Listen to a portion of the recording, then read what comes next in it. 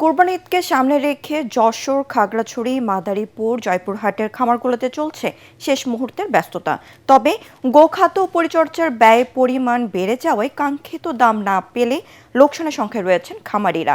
একই সাথে কোরবানির হাটে ভারতীয় গরুর অনুপ্রবেশ ঠেকাতে কঠোর নজরদারির দাবি তাদের। এদিকে প্রাণী সম্পদ বিভাগ জানিয়েছে, সীমান্ত দিয়ে অবৈধভাবে পশু আসা বন্ধে তৎপর রয়েছে প্রশাসন। প্রতিনিধিদের পাঠানো তথ্যচিত্রে আরও জানাচ্ছেন মাসুদ রানা।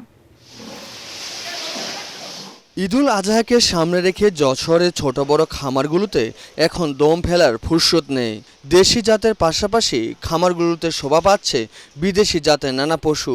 খামারিদের দাবি, কোনো রকম ক্ষতিকর ঔষধ ছাড়াই সম্পূর্ণ প্রাকৃতিক উপায়ে পশু মোটা তাজা করা হয়েছে। তবে গোখাদ্যের চড়া দামে দুশ্চিন্তায় বেড়েছে তাদের। খাবারের দাম বাড়ার ক্ষেত্রে আমাদের গরু বা লালন পালন করে বা খুব বেশি আমরা লাভবান হতে পারছি না। আশা করতেছি ইন্ডিয়ান গরু যত না ঢোকে আমার গরুগুলো ভালো দামে বিক্রয় করতে পারে। গরুতে লাভ হয় না। আমি কুরবানিতে আমার বয়সে গরু বেচতে পারিনি, বড় বড় গরু তৈরি করি কিন্তু বিক্রি হয় না।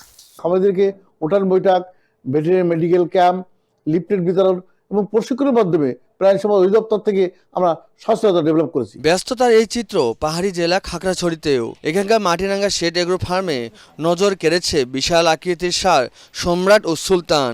শাহিওয়াল ক্রস ব্রাহ্মা যেগুলো আছে ওগুলো সাধারণত 8 থেকে 10 লাখের ভিতর আমরা সেল করার চিন্তা ভাবনা রেখেছি। এখানকার হচ্ছে একটা পাহাড়ি গরুর একটা আলাদা একটা বৈশিষ্ট্য, কারণটা হচ্ছে এখানে কিন্তু দানাদার খাবার কিন্তু কম ব্যবহার করা হয়। জয়পুরহাটের কালাইয়ের খামারি ফজলে রাব্বি 1.5 বছর ধরে তৈরি করেছেন 18 মনে এই বিশাল ষাঁড়, যার দাম হাঁকাচ্ছেন 7 লাখ টাকা।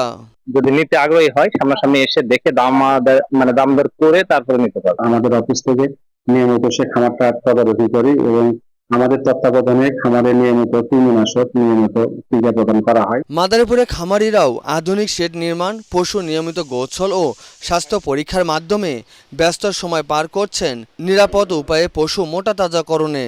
উদ্যোগতির কারণে খরচটা খামারের বেশি হয়ে যাচ্ছে, তো সেক্ষেত্রে একটু দাম দেওয়ার সংশয় আছে। সরকার একটু না দেয় তাহলে তো আমরা মার দিব। প্রাণী সম্পদ বিভাগের কর্মকর্তা বলছেন, পশু স্বাস্থ্য নিরাপদ নিশ্চিতের পাশাপাশি প্রাকৃতিক উপায়ে মোটা তাজাকরণে সব সময় পরামর্শ দেয়া হচ্ছে। আমাদের মাঠ পর্যায়ে যে সমস্ত উপসহকারী প্রাণী সম্পদ কর্মকর্তা, ভেটেরিনারি ফিল্ড অ্যাসিস্ট্যান্ট, তারা মাঠে মাঠে উঠান বৈঠক করছে, আমরা এটা মনিটর করছি। সীমান্তে কড়াকড়ি বজায় থাকলে ন্যায্য দাম পাওয়ার আশা খামারিদের। মাসুদ রানা, এটিএন বাংলা।